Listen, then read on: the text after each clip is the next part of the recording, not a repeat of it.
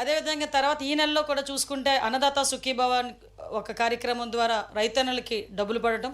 ఇప్పుడు నేతన్నలకి అదేవిధంగా నాయి బ్రాహ్మణ్స్ సోదరులకి కూడా మనకి 200 యూనిట్ల వరకు కూడా ఉచిత విద్యుత్తుని మనము ఈరోజు ప్రవేశపెట్టడం. అదేవిధంగా మనందరికీ కూడా చాలా ప్రెస్టీజియస్ ఇష్యూగా తీసుకొని ఆడపడుచులందరికీ కూడా మంచి చేయాలనే ఉద్దేశంతో స్త్రీ శక్తి ఉచిత బస్సు ప్రయాణం కూడా ప్రారంభించాం. మీ అందరికీ తెలిసి ఈరోజు ఇక్కడ ఉన్న వాళ్ళు చాలామంది మీ తాలూకా ఇంట్లోని ఉన్న ఆడవాళ్ళందరూ కూడా ఈ ఉచిత బస్సు ప్రయాణ సౌకర్యాన్ని అందరూ కూడా వినియోగించుకునే పరిస్థితి ఈరోజు కనిపిస్తూ ఉంది.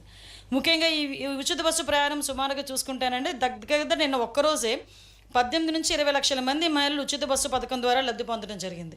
అంటే లాస్ట్ 5 డేస్లో కూడా చూసుకుంటే 20 crores మేర లబ్ధి జరిగింది మహిళా లోకానికి. అంటే నేను ఎందుకు ఇవన్నీ చెప్తున్నానంటే ఈరోజు మహిళా సంక్షేమం ఒకవైపు, ఒక పక్క పింఛన్లు ఇచ్చి కూడా ఎన్టీఆర్ భరోసా కింద ప్రతి ఒక్కరికి కూడా 4,000 రూపాయలు పింఛన్ అనుకున్నట్టుగా ఇవ్వటం, ఇవన్నీ కూడా సంక్షేమానికి పెద్దపీట వేసే విధంగా ఈరోజు గవర్నమెంట్ పనిచేస్తూ, అదేవిధంగా ఒక పక్క నుంచి అభివృద్ధి గురించి ఆలోచన చేసుకుంటే ఒక పక్క అమరావతి నిర్మాణానికి, పోలవరం నిర్మాణానికి, ఆఖరికి గ్రామీణ స్థాయిలో రోడ్లకి, డ్రైన్లకి, ఇరిగేషన్ డిపార్ట్మెంట్కి ప్రతి ఒక్కటి కూడా అభివృద్ధి కార్యక్రమాలు ఒకవైపు, సంక్షేమ కార్యక్రమాలని ఒకవైపు నుంచి మనం చేసుకుంటూ ప్రజలు కూడా ప్రశాంతంగా ఉండే పరిస్థితి నుంచి